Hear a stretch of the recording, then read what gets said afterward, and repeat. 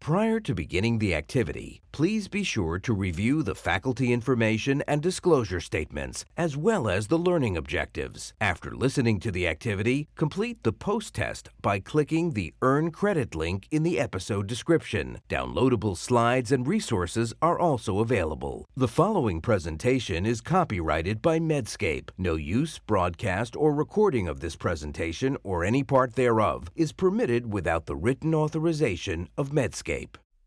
The following presentation is part of a certified educational activity provided by Medscape Education and supported by an unconditional independent educational grant from Chiese Farmaceutici Society per Regione. This program is presented by Medscape Education Global. Hello, I'm Omar Osmani, Professor of Respiratory Medicine and Consultant Physician at Imperial College London, the Royal Brompton Hospital, and St Mary's Hospital London here in the UK. So I really like to welcome you now to this program that's titled The Alarming Carbon Footprint of Respiratory Disease, the Future of Sustainable Inhaler Technology. And really, I'm delighted to be joined by two experts in the field, and we have Arzu Yorgancioglu, who is Professor at the Celal Bayar University in Manisa, Turkey. Hello there, Arzu. Hi. And also Joan Soriano, Associate Professor at the Hospital Universitario de la Princesa and Universidad Autónoma in Madrid, Spain. Hello, Joan. Hello, Omar. So welcome to you both. So really in the program, what we're going to do today is discuss three really key points. The impact of inhalers for respiratory disease on global warming. It's a really topical area that's received a lot of interest. So we're then talking about the recent clinical data on carbon minimal inhalers and how that may be beneficial for our patients.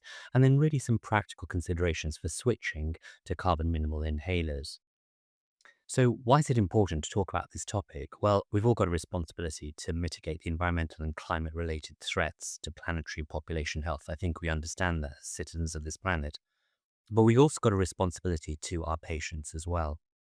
And every day as healthcare professionals, we aim to achieve this sort of optimal clinical outcome with our patients, don't we? And also balance this with equity to treatment access for the respiratory disease and for all of our respiratory patients. And Joanne and Arzu are really experts in the field with respect to access to treatment for our patients. And really the debate over the PMDI propellant in respiratory medicine exemplifies the delicate balance between reducing carbon impact and maintaining effective, equitable patient care. So I'm going to turn to you, Joanne.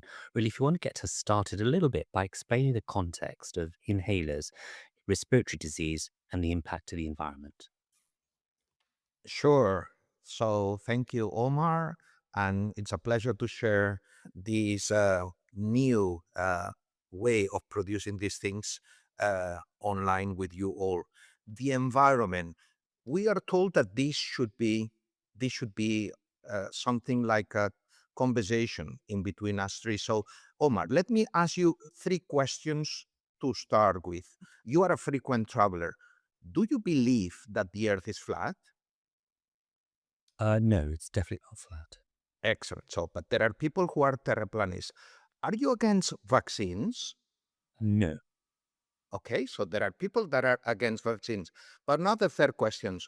Do you consider yourself ecological? Yes, I try to in the best possible way that I can.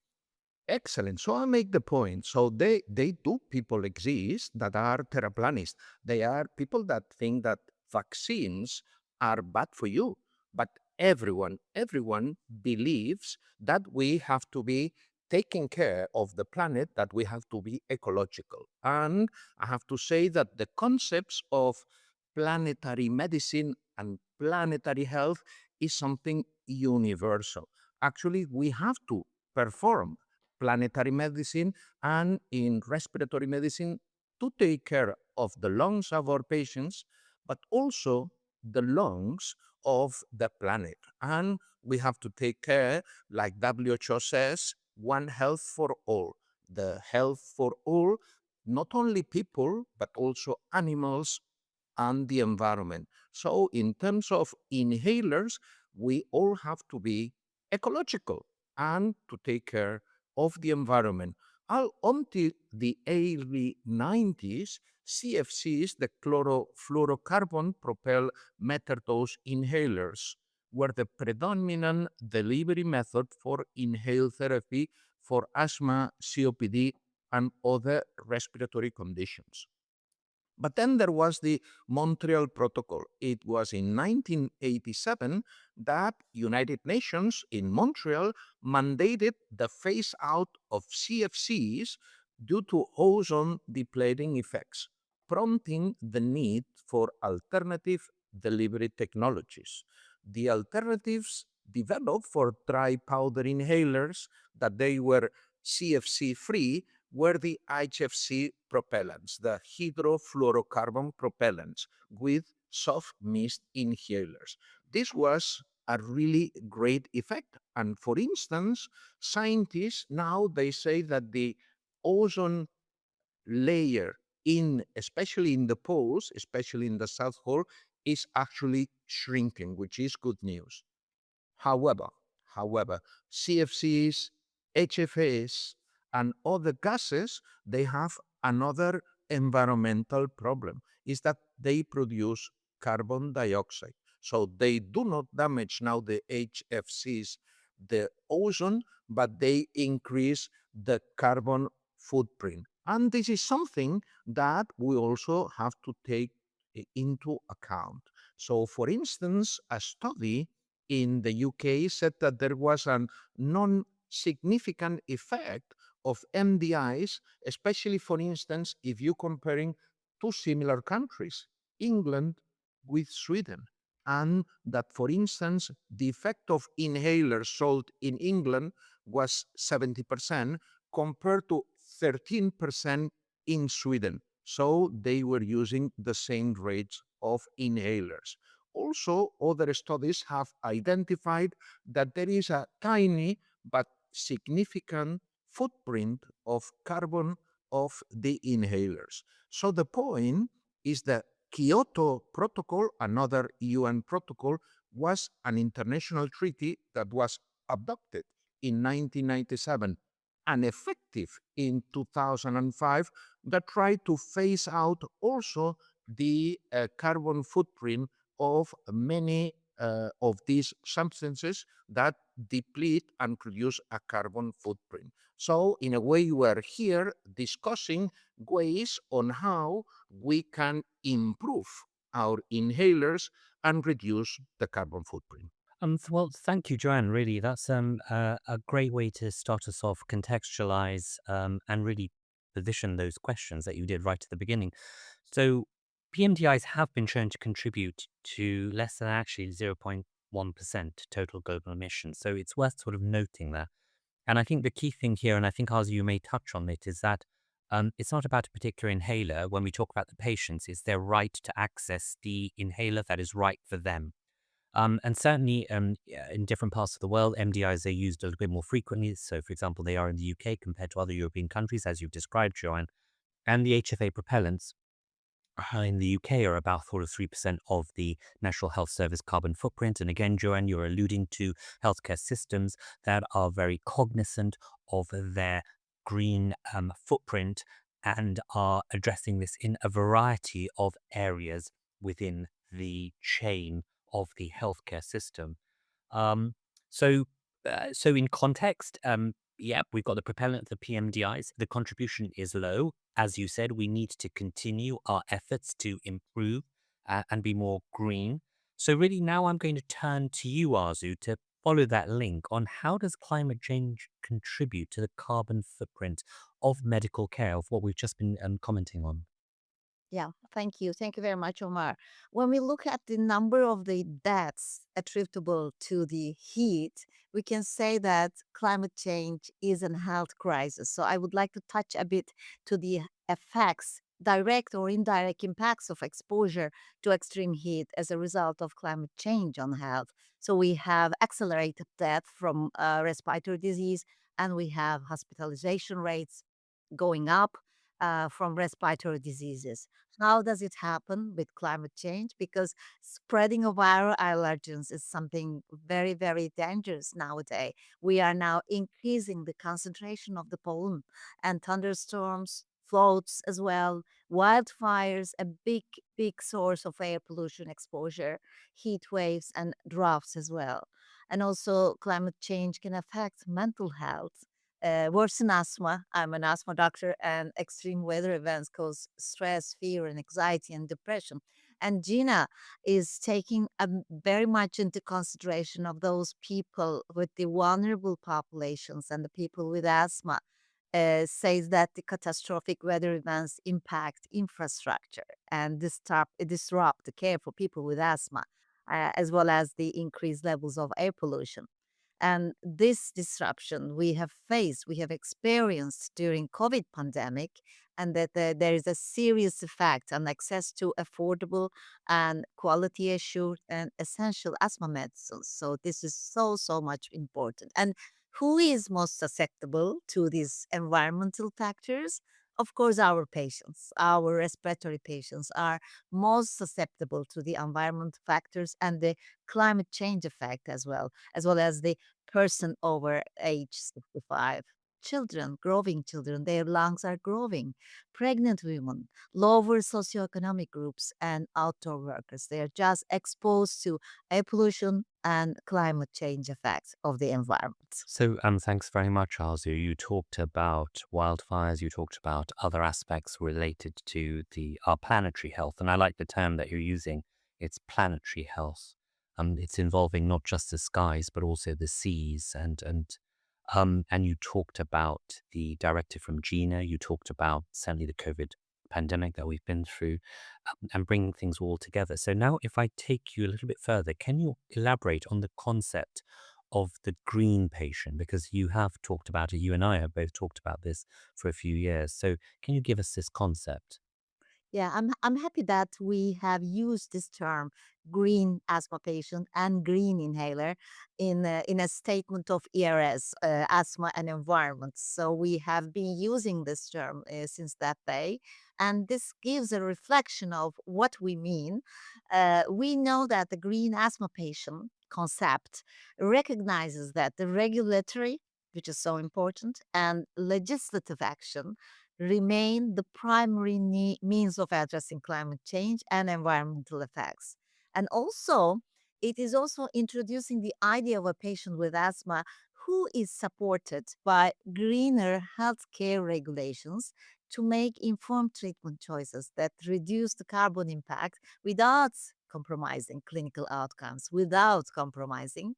And the green asthma patient is a patient, it is defined like this, who is facilitated in making conscious choices to reduce their carbon footprint, but without compromising health outcomes.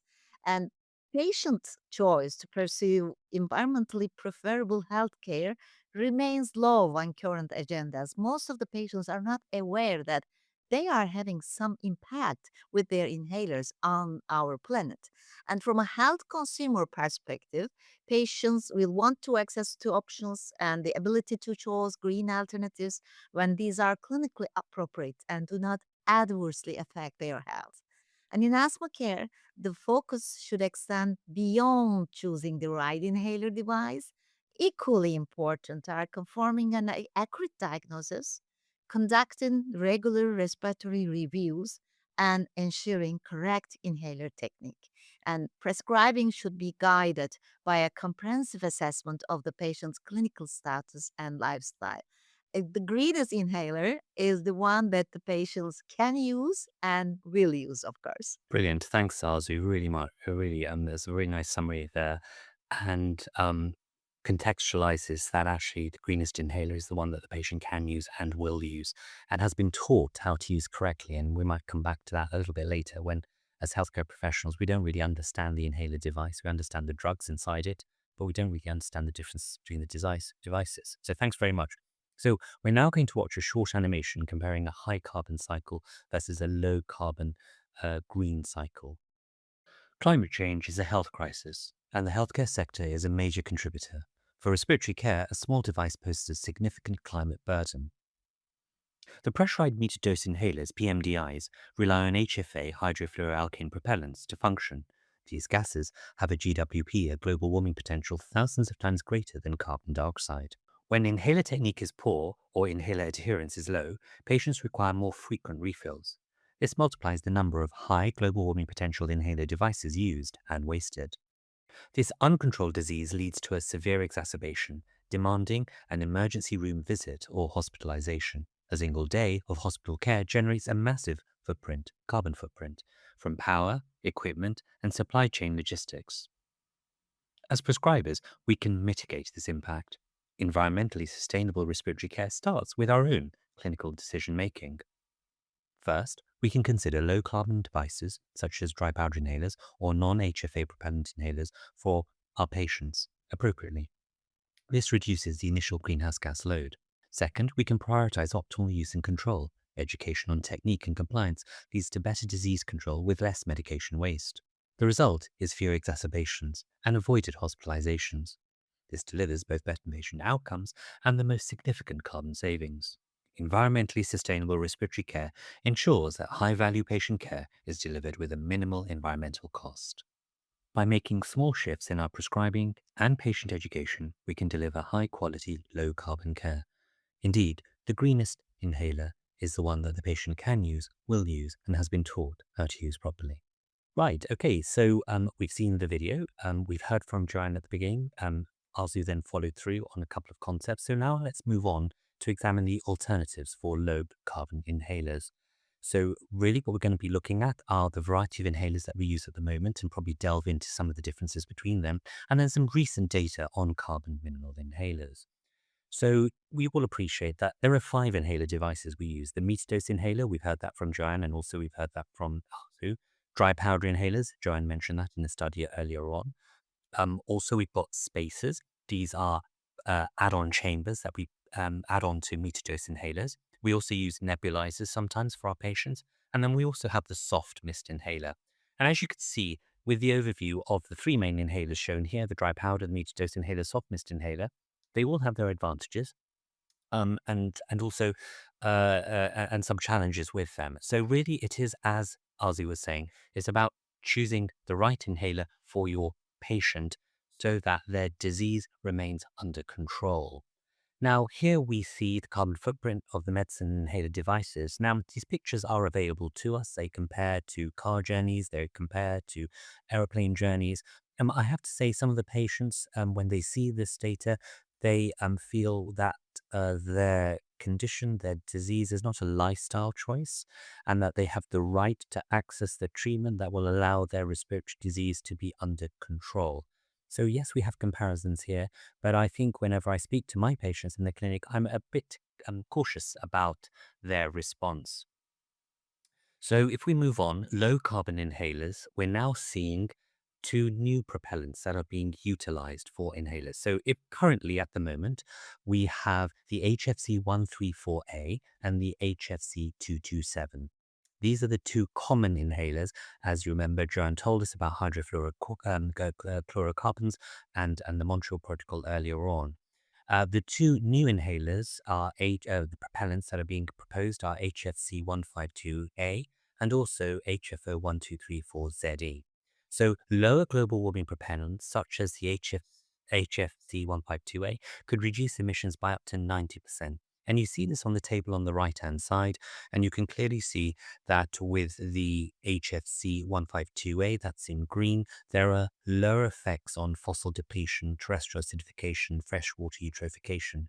Interestingly, when we were talking about planetary health, and both Joanne and Arzu are real proponents of this concept of planetary health, you can see that dry powder inhalers actually affect the oceans beneath our feet, the coral reefs. So we've got to be careful that if we switch everything to dry powder inhaler devices, we may be creating a problem in the future, 20 years down the line, where there is an increasing plastic burden, and we know the legislation on plastics. That's been out there for 30 years, which is why we now pay for our plastic bags and plastic straws are not available, and plastic cups we are clearly aware of when we go into our coffee shops. So I think we've got to be careful. Yes, we're protecting the skies, but we've also got to protect the oceans beneath our feet and be cognizant of this balance between the 2. So I'm going to come back to you now, Arzu. What do the recommendations say about treatment of respiratory diseases and reducing carbon emissions? Thank you, Omar. There are many initiatives and the strategy reports underlining the importance of these. And the clinicians, and as you are aware, that in the ERS position statement on asthma and environment, we say that the clinicians and healthcare practices should ensure that they too are following the green steps to make sure clinic visits by patients have as low impact as possible. And at each patient contacting opportunity, clinicians check and optimize the inhaler technique as well. And by doing this, we can help ensure the respiratory healthcare footprint is minimal. However, we should consider that the patients may often be at a disadvantage from having to manage a chronic condition. And any green options that also increases costs should be avoided. And in the same statement, we say that the overall global warming potential contribution of asthma treatments needs to be reduced and a multifaceted approach is needed rather than simply focusing on one inhaler device. We need to have a multifaceted approach, as you have mentioned now. And we always emphasize the importance of the patient safety choice in this issue. Patient preference is so important, and we need to highlight the opportunities for further innovations, which pharma companies are working on a lot. And two main strategy reports, Gina and Gold, encourage the replacement of harmful propellants with the next generation propellant alternatives, and also ensuring continuity of a supply of essential inhaled medicine and maintaining a personalized approach remain crucial, because if our patient loses control, then they will increase their carbon footprint. So we need to promote the selection of the right inhaler for the individual patient. It is critical to asthma and COPD care, and we need to promote this proper use of inhaler and train our patients. We can prescribe inhalers, but the patients should use it correctly. So, lastly, very, very lastly, hot from the oven, Golda and Gina published a collaborative statement about the global challenges for COPD and asthma. And the two of them, two group, Gold and Gina, committed to work together to address the management challenges of asthma and COPD, particularly overcoming the shared problem of limited access to effective and affordable inhaled therapies. Brilliant. Thank you very much, Arju. I mean, Joanne, I know we've been talking quite a bit here. Um, what are your thoughts so far on what you've heard from Arzu and, your approach? How would you guide the audience? Well, I guess that I have to tell you that I've been listening to you both and I'm learning so much. I mean, this is a great educational opportunity. This Medscape platform makes it fun to uh, enjoy while you're learning. And perhaps I would quote two papers. I mean, I don't want to overload you with data, but I would quote you our own research. We published this year in Value in Health what was the economic and environmental impact of uh, changing your devices for non medical reasons. In the rush for being ecological, there are people that are changing the inhalers of their patients from PMDIs to dry powder. And we think that this is wrong. This has to be quantified. mm, Omar mentioned 0.1% of the entire carbon footprint is associated with devices. But the point is that actually the economic and environmental consequences of doing these things can be damaging. So, for instance, in a small country like Spain with only 47 million people, we estimated that the economic burden of changing the inhalers of your patients with asthma and COPD because of non-medical reasons was estimated to be 216 million euros and produce an overload for the environment or 45,000 metric tons of CO2, which is something that is not even quite significant. So, Joanne, that's really interesting. So, the economic consequences are something that we often don't think about, and that study in Spain you highlighted is really quite important. Absolutely. And for instance, if we switch one patient that is stable and controlled with asthma and COPD, we switch him or her from a propellant device to a DPI, and this patient gets uncontrolled and has to go to the hospital. This adds up to the cost, but also you have to include the carbon footprint of the ambulance, of the extra days in the hospital, the visits of the relatives, and it adds up to the carbon footprint. So, connected with this, the second publication that I would like to mention is the position statement of the Respiratory Effectiveness Group, REG. This is an organization that I'm proud to be the president, serving you all, and the first author is our chair today, Professor Omar Usmani. And the title of this publication in the Journal of Aerosol Medicine and Pulmonary Drug Delivery this year was Balancing Personalized Healthcare and Environmental Responsibility, especially because before switching your patient to one device to another, you have to take care that if the patient is controlled and without any exacerbation, you have to balance this personal risk with ecology. The point should be done by the doctor. It should not be done by the pharmacist or especially by the system. It's something that should be individualized. That's really helpful. Thanks very much. I think, Joanne, some would say it's responsibility of everybody, isn't it? It's responsibility of the doctors, the pharmacists, the physiotherapists, the nurses, and the same way. And you are a real champion of the anti-tobacco and anti-smoking. So we always have the smoking opportunity. Whenever you see a patient, always ask them, are they smoking? If they're smoking, how much? Can we try and stop them? We also have the inhaler opportunity. Are you using inhaler? Yes, you are. Okay, quickly show me. How are you using the inhaler? Aha, I see maybe the inhaler is not being used correctly, as Arzi was saying. We need to make sure that our patients are using the inhalers properly, and maybe we need to retrain you. And that should probably be done by all of us. I think it's really interesting, Joanne, and yes, you are the president of the Respiratory Effectiveness Group, and you supported this statement, this position statement, that actually environmental concerns were actually ranked low. When you ask healthcare professionals and when you ask patients, what do you want from your inhaler device? And Arzu, you did some work on this as well.